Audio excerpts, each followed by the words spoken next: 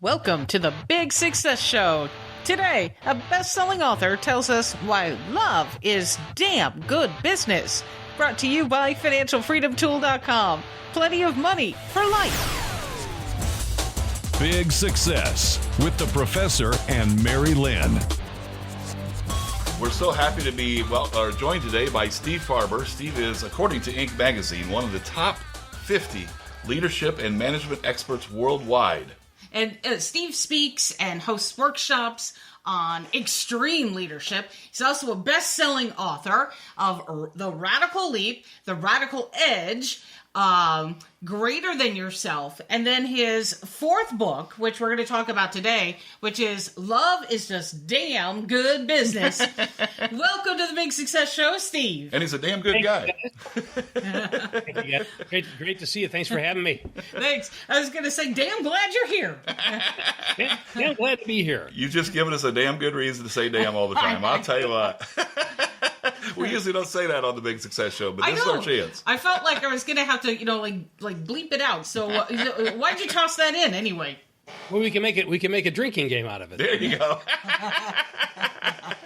Well, it's an interesting question because, first of all, the reason I titled the book "Love is Just Damn Good Business" is because love is just damn good business. Mm-hmm. But the title itself, there's an intent behind it, because we do have a tendency, particularly business people, have a tendency to dismiss the word love as fluffy, right? Yep. It's a sentimental thing that has really no place in business. It's for the pushovers, right? Yeah. And it's there's lots to, we can unpack that, as we like to say. But to juxtapose love and damn good in the same title kind of begins to pierce that stereotype a little bit.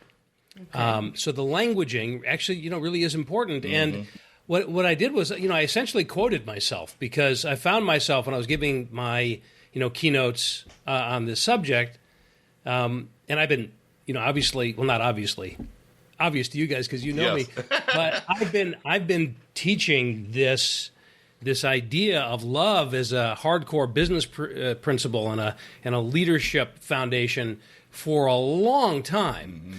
And this is just the first time I've put it on a book cover so overtly. But as I've been giving my keynotes over the years, I just found myself saying over and over again, you might think this is California touchy-feely hoo-ha crap, but really, love is just damn good business. Interesting. And then one day I thought, that's a damn good title. That's good. Well, I got to tell you, this new book is so good. Yeah. We couldn't even get past the preface, Steve. Mark, it's a great book. It is. I mean, it's just fantastic. It really is. And there was a great entrepreneurial story in the preface, and we want to go through this with you because it's just all about that entrepreneurial mindset. And so, and I feel like it really fits in your book because your book is about love, and the story is about doing what you love, but it also started with giving up something that you love. And so that's where we want to start in this story, because you apparently are quite a good guitar player. That's what you really were. That's what you were doing when you were young, and that's what you envisioned yourself doing for a living. Yeah, when you first said there's a great entrepreneurial story in your preface, I was thinking, what entrepreneurial story? Oh, yeah. That's my story. That's right. Yeah. So that's true, and I did. I started playing guitar when I was 13 years old, and that is what I was going to do. Mm-hmm. I just knew that. I knew it all the way through college, and then I got married young. I got married right after college, and I soon discovered that playing music and feeding people were mutually exclusive ideas. That's when I gave up. That's when I gave up the music and I went into business. And at first, it was such a painful decision to make because it was on one level, it kind of seemed like abandoning a dream, And of course, I'm sure there are many people listening to our conversation right now that abandoned a similar kind of a dream at some point. Lots of frustrated musicians out there. Yes. Right? And go to a pawn shop and you'll see all the frustrated musicians, right? Exactly. But I did have a good reason for giving it up as a professional pursuit, and that was to raise a family, and that was more important to me. That's why I did it. But it was still painful, and I got into business because I needed to make money, and I just happened to have a friend who was in the commodities futures business, which I knew nothing about. But he said, "Come on, I'll show you the ropes," and I, so I went to work for him, and then I eventually, over the next few years, discovered I was an entrepreneur because I ended up with my own small brokerage firm. The only problem was that now I had given up music, and now I was in this commodities business, and I had my own business, which from the outside looking in looked, that's what we all want, right? Yeah. The American dream. Yep. You're your own boss, and I was responsible for everything, and I had a team of brokers, and I did the marketing, and I did my own boss, station wagon, kids, a house, the whole thing. The only problem was I hated it. I hated that business. I didn't hate business. I hated that business. Yep. And that's a very strange place to be when it's your own business. Absolutely. Right? Yes, it is. Because really, I had when it came right down to it, I had a moral dilemma with the business because it's for people who are unfamiliar with commodities futures, let's just say it's like investing in the stock market, except it's risky. Yes. It's very speculative, which means that people lost money left and right. Even though they knew what the risks were, there wasn't anything illegal about it, but it felt immoral to me. Even though, literally every client said, I knew what the risks were, but that didn't make it valuable just because they knew. But this is an intriguing crossroads you're at this point, because you've started a business. You've hired people, you're meeting payroll, you've invested a lot of time and money into starting a business, and now you realize you hate the business. So what do? Most people don't just suck it up and just keep doing it, or what? Exactly. And it wasn't even the weird thing is it's a really interesting perspective on it, Mary-Lynn, because the way you said it was, and then I realized that I hated this business. The fact was I knew I hated the business the whole way along. It wasn't like I woke up one morning and go, you know what, I hate this. It's like every day I hated it. From the time I was first in it and working for somebody else. But it was what I knew, and I was good at certain aspects of it. And I just kind of powered through because I had a responsibility to my family. But there came a point where it became untenable because I was miserable. And I was young. This is all before I was 30 years old. Yeah. And I was, I felt like I was dying there. And I think, literally that may have ended up being true had I stayed in it too long. But then there were a number of things that happened at the same time. If I may interject, changing jobs is not so hard, actually.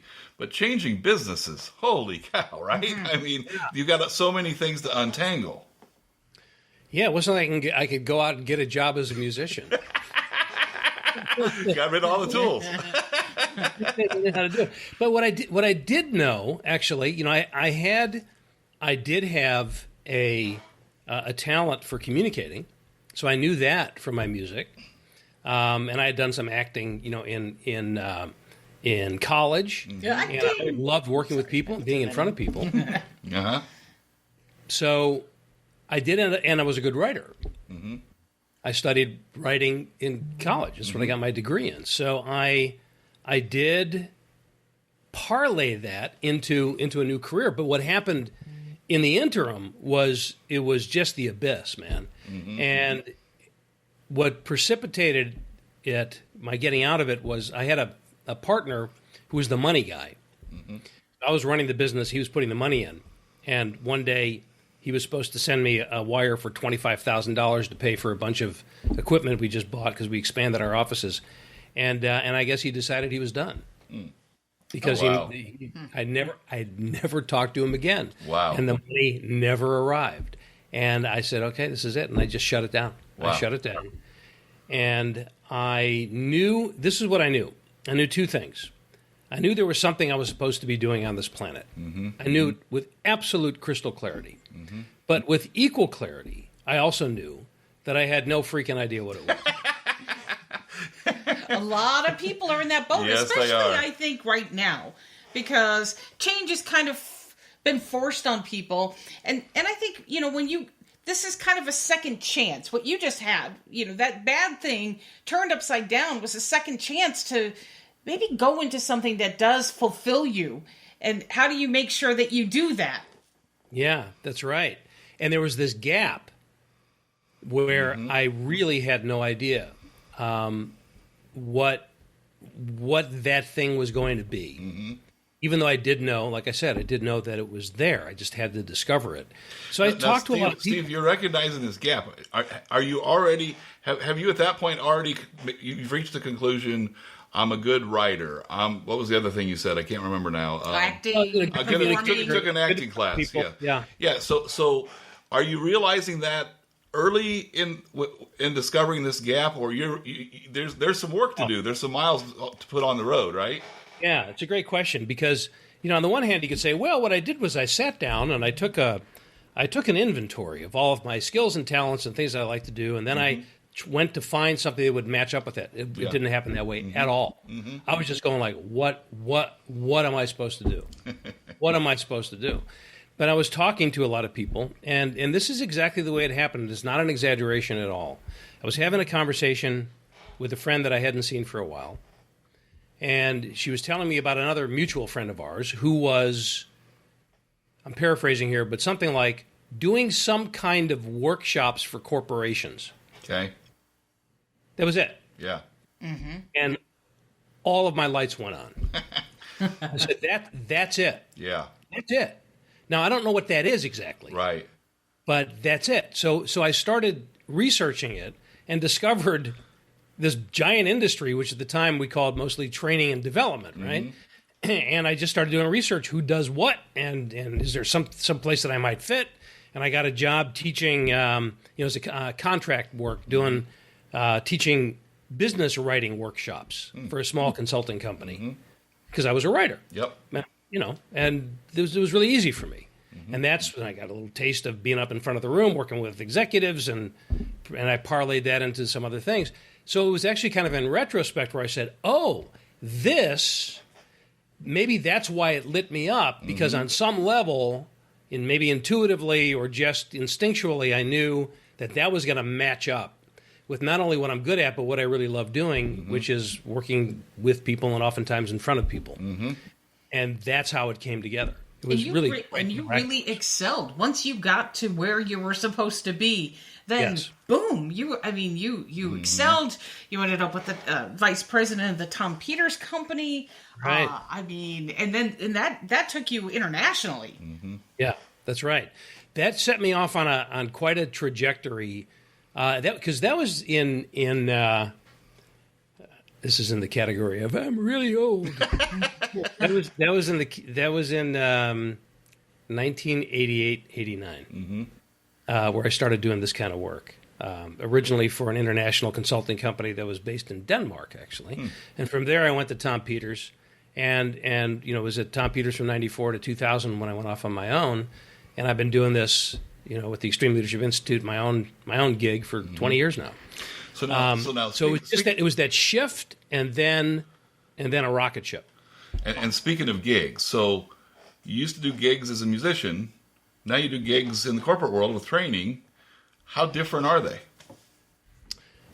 Well, in some ways they're no different at all. And specifically, what I do mostly. I mean, I have a team of people that we do training and consulting and all of that. My typical gig is a keynote. So hour and a half, 2 hours, all kinds of companies and conferences. Back in the day when we did those sorts of things. Yeah. And will again. So that kind of gig, if you can imagine being on stage in front of 2,000 people or 3,000 people or 200 people, whatever it is, that feels very much like it is. Well, in some ways, it is a performance. But more so, over the last several years, I've actually incorporated music into my keynotes. So quite literally, Interesting. I've been on stage playing guitar to Wow. thousands. That's fantastic. That's awesome. It's really, really quite astounding. full Not circle. in the way I would have imagined it. But then you also got into writing books.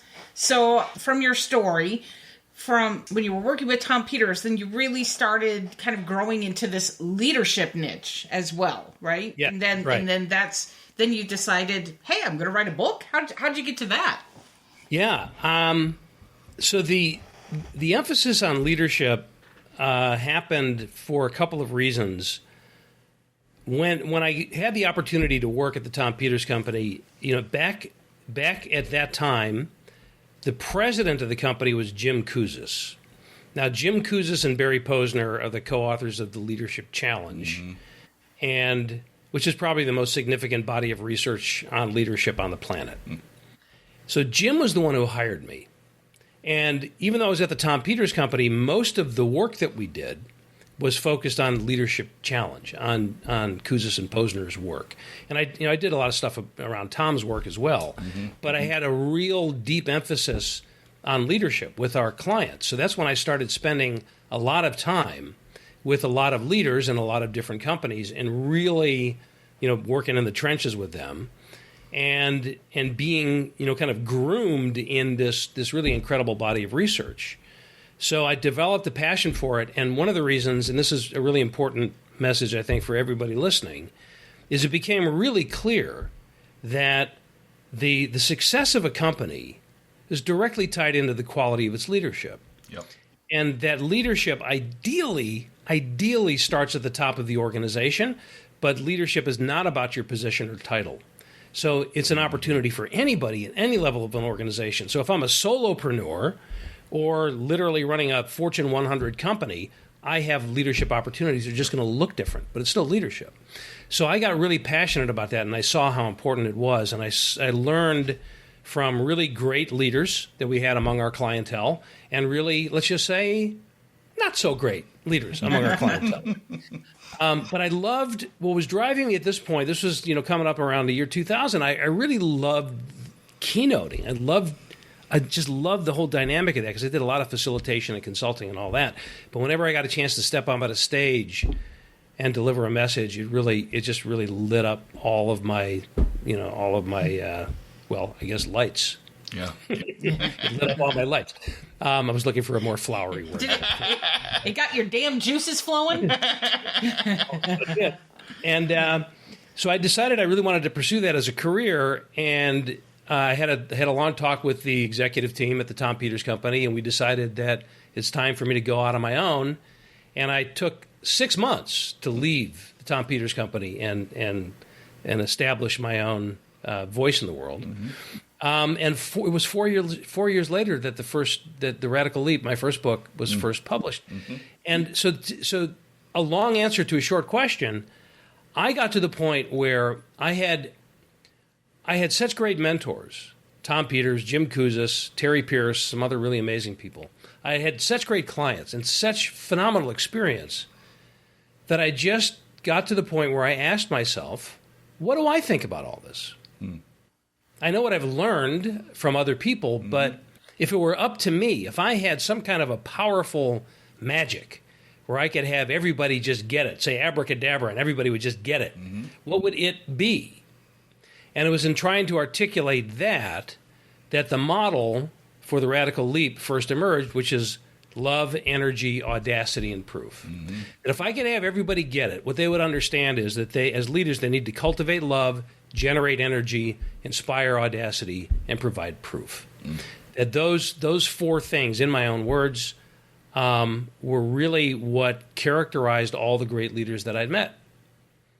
So, but just by asking the question, what do I think about all this? And my work is very deeply informed by the work of my mentors, but it has my own voice and my own emphasis on it. And now, 20 years later, we have all kinds of companies. We have some great case studies of companies and individuals that have applied that model to tremendous results. Our team has collectively helped bring Now it's 29 companies onto various best place to work lists. So it's powerful stuff. But it all came from just asking that question. Well, and Steve, here's another what do you think? So, like when we look out there and I find because culture is so important these days. Yeah. In fact, culture seems like it's really the important thing, right? To get right in business. But you look out there and you see, like if we were to run a Google search, for example, we would get millions of hits about the art of war in business. Business is, war gaming, all of this kind of stuff, right? For some reason, we love thinking about war as a metaphor for business. Yeah. And then there's love. And then we look to like a movie, like I still remember a line from the original Wall Street. Don't get emotional about stocks, he says, but don't get emotional about business. We're not supposed to bring our emotions into business, but you're saying just the opposite. Why do you think that? Yeah. So, it's interesting. War as a metaphor for business is really a terrible metaphor. Yeah, do you go to war with your customers? I mean, yeah. For a lot of reasons. The obvious one being that the stakes are entirely different. In war, it's literally life or death. Mm-hmm. And while there are some similarities, certainly, the idea of we're going to survive by killing our competition creates a dynamic inside the company and the interpersonal dynamic that is just untenable. On the other hand, if you ask a great warrior, what is it that makes them successful? Many of them will tell you that it's love. And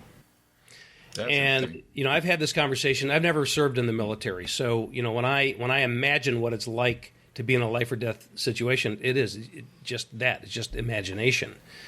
But when I talk to people about this idea, this practice of love in war, love in the military, this is what I hear. That it's absolutely crucial. That if I love, for example, if I love my commanding officer, if I love whoever's in charge in the field in that life or death situation, I will, and I love my brothers. If you ever read the book Band of Brothers, you see this. It's just a beautiful illustration of it. We're going to take better care of each other. We're going to sacrifice for each other. That's love. That's love in the deepest sense of the word. And if I love my my commanding officer who gives and if I love the person who gives me an order, not only will I fulfill that order, carry out that order, but I'll go beyond and really live out the spirit of it as well, because I'm really committed to making it work. If I hate this idiot that gave me that order, maybe I'll follow the order, but I'll find some way to screw him in the process. Right? So, yes. So love plays a role in all of this. It's not just war equals hate and love equals peace. It's more complicated than that. But I think in business, if we can create an environment, this is to me where it all comes down to in a kind of a business formula for this. We need to have a product or service that our customers are going to love. Mm-hmm. That's where our competitive advantage comes from. And any business person worth his or her salt will agree with that, right? Because if it's anything short of that, then I'll go somewhere else if I get a better price or whatever. But if I love Apple. Raving fans, right? Yeah, raving fans is another way of saying it. A raving fan is somebody who loves your product or service or brand or whatever it is. So we get that. But it's not enough just to use that language. We have to ask ourselves, how do we create that experience for customers in a meaningful and sustainable way over time? And really the only way to do that is to create an environment that people love working in. Mm-hmm. If I don't love working here, it's very difficult for me to then turn around and create an experience that my customers are going to love. Yeah. So that's the culture piece that you're talking about. I need to create a culture that people love working in. That becomes my best recruiting tool, my best retention tool, and it becomes the way that I really generate lots of great creativity and people go out of their way to do great things for each other and for our customers. Now, back it up one more step. I can't create that kind of culture or contribute to that kind of culture as a leader unless I have it myself first. Mm-hmm. So if I don't love this place, if I don't love my team, if I don't love my customers, if I don't love this business, then the best I can do is fake it. And people have a pretty good BS meter. They know what I'm faking. Yeah, you have to love by example, right? Exactly. So here's a question. We know the continuum. This is related on the customer attraction side. We know the continuum. We've heard it over and over and over again. Know, like, trust. Right? Should it be know, like, love? I mean, is trust? How does trust fit in here with love? Yeah. Well, they're obviously very closely related. They live in the same neighborhood. Let's just say. Love is a it's a cul-de-sac too, right? Love is a very big word, and if you think about it, we use it in all kinds of ways. Mm-hmm. So in the book, I don't really define it too much. I mean, we do talk about the different categories of the kind of love that there's love for. There's erotic love, there's friendly love, there's love of an idea, mm-hmm. And it's just really interesting how we use the word. Like, for example, I love pizza. Yeah. I also love my wife. Yeah. I love them very differently. Yes. We hope so. One I shouldn't love and one I should love. Yeah. Right? But we still use the same word. So we know. We don't have to define it too much.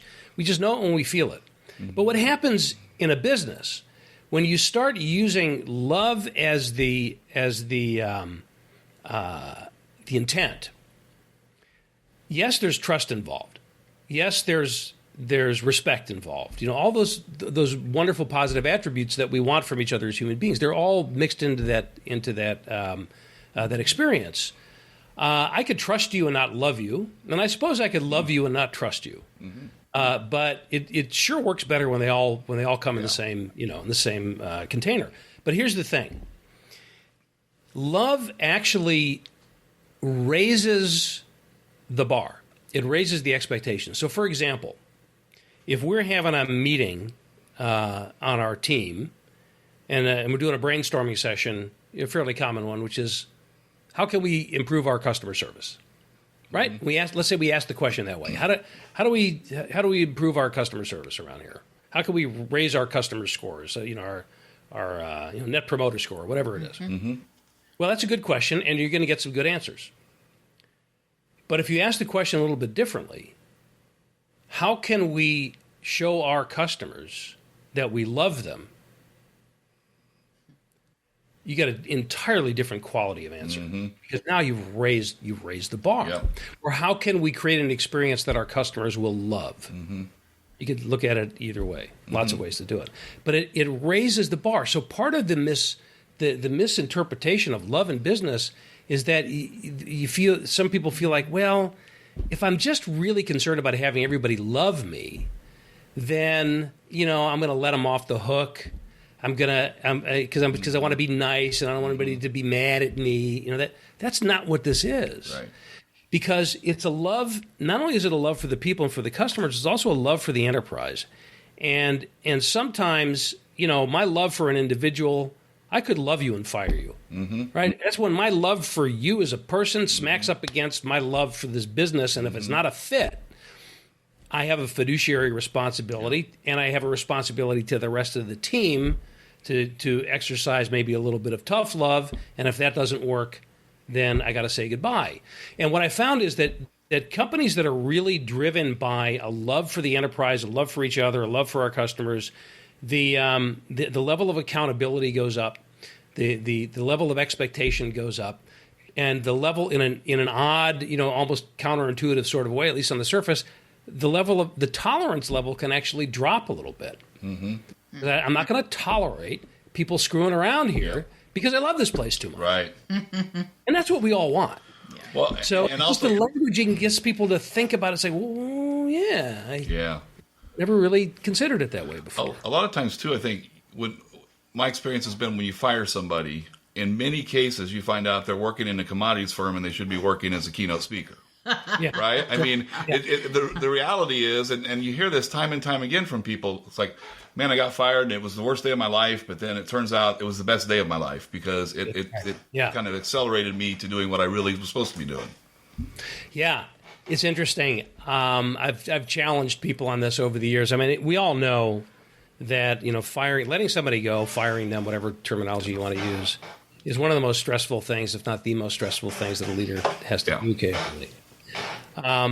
But this idea that my firing you, I feel bad about it because it's going to hurt, but you're not going to, that it's going to damage you somehow, is really a very arrogant point of view when you think about it. Because what it says is, I know that I'm the only one that has power over your joyfulness and the success of your life. You're absolutely right. Letting that person go can be the greatest possible thing you could ever do for them. I mean, you just don't know. I mean, it could be devastating. That's also true. But I think one of the hallmarks of a great organization is you can let people go, maintain the great relationship, and have them come back to you years later and say, "Thank you, that was the greatest thing you ever did for me." Yep. It's amazing. That's love. Yeah. Well, I mean, gosh, we certainly could use more love in the world. There's no doubt about that. What do you think is? I don't know. There's a lot of companies that seem to do really well, and you don't get the impression that their employees love working for the company, or that the company necessarily loves their customers, but they're still doing well. So in some cases, no love wins. So how do you counter that? How do you? Well, you can say the same thing for individual leaders too, right? I mean, there are individual leaders in organizations who have been very, from all appearances, very successful in their careers, and have left a trail of broken and bruised bodies in their wake. Steve Jobs is actually a really interesting example of this. I mean, here was a guy who was one of the most, if not the most successful entrepreneurs in history. And if you talk to anybody that worked with him or knew him, he was notoriously difficult to work for. Yeah. So you can always find exceptions to it, certainly. But for the most part, many of these companies that succeed in the way that you're describing are doing it in spite of that, not because of that. And we confuse correlation with causation, I think, in cases like that. In any one of those scenarios, if we were to take a look at the culture and consider a different way of doing it, to consider a way for them to create a culture that people, when they wake up in the morning and think about going to work, they're not overcome with a sense of dread. Instead, they're excited to get to work. If you can create that kind of dynamic instead of what they have, they're going to do even better. But what happens is, it's worked. It got me here, so why should I reconsider? And so you have, it's an interesting dynamic that happens sometimes, and this is very common, where you have a culture that wants, it needs fixing, right? And people high enough in the organization have convinced the even higher ups in the organization that needs to happen. We need to fix our culture. Now, I'm the boss, right? And I built this company and I ran this company, and it's like, why? It's working perfectly. Let's say I give you the benefit of the doubt and I say, okay, let's do some culture stuff. Let's bring somebody in and, let's bring that Steve Farber guy in. Bring Farber and his team in and fix those people. Well, obviously that's going to be a problem, right? But a lot of people do that. They say, okay, they're just, kind of placating the other people on their team. Yeah. But then when it comes around to, okay, we're working on this culture thing. Now, here's what you need to do differently. You, person, who thinks everything is fine just the way it is, here's what you need to do differently. And the other people on your team, they kind of feel the same way, because there's always going to be a few naysayers. And then what'll happen most of the time is that they just won't do it. They just won't do it. And why won't they? What's the dynamic there? And this is the technical way that I describe it. I should write a white paper on this. Really what they're saying is, in some way, they're saying, I don't want to. I don't want to do it. You can't make me. Yes. It's just, they're babies. They just don't want to do the work. And from their perspective, I kind of get it. It's like, well, I'm fine. Yeah. But if I care about other people, let alone love the people in my organization, and I want to see them lifted up, because that's going to contribute to all of us eventually, that requires change in every individual as well. And that's a big step for a lot of people to take. And some are incapable of taking that step. But many people are capable of it. And I think that more often, and I can't prove this, so don't hold me to it. But my belief is that most people already believe that love is just damn good business. The problem is most people don't believe that most people already believe that love is just damn good. That's an interesting point. So we just don't say anything about it. Yes. Well, What I found is people light up when they hear Yeah. this, because it's like, oh, I've always known that. Right. Finally, he's saying it. Well, and if you think about like Hollywood, the movies that, whenever there's a boss, the boss is Devil Wears Prada, or, I mean, we always get these bossy bosses portrayed in movies and TV shows. We don't tend to get the really good, loving boss portrayed in the it just doesn't attract as much attention, I guess. Yeah. We it's funny you say that. I haven't thought about this for a long time, but way back in the Tom Peters days, we used to, my colleagues and I used to play around with that idea a lot. It was that whole dynamic of culturally what being a boss means, and it's all through our popular culture. And then most like Devil Wears Prada, like you just said, and of course Dilbert. That's the whole tradition of Dilbert. And I actually wrote about this in the beginning of The Radical Edge, my second book. I remember walking through O'Hare Airport one day, and I looked up and I noticed a billboard with, it was a photograph of, it was like a shirt and tie. You didn't see the face, but just like a shirt and tie. And the tie had a nail through it. And the title of the billboard said, "Nail Your Boss." Wow. Report software piracy. Oh my goodness. So it was this campaign to, listen to the intent. Wow. I'm not a fan of piracy either. Yeah. But nail your boss. Yeah. And then it had an 800 number. Wow. Call to like rat out your boss, I guess. So I was really curious about this. So I called the number because I wanted to see, are people responding to this? Yeah. And I swear I am not making this up. I hear the message. It was, I think, Business Software Alliance, something like that. Good organization. And they said, leave a message.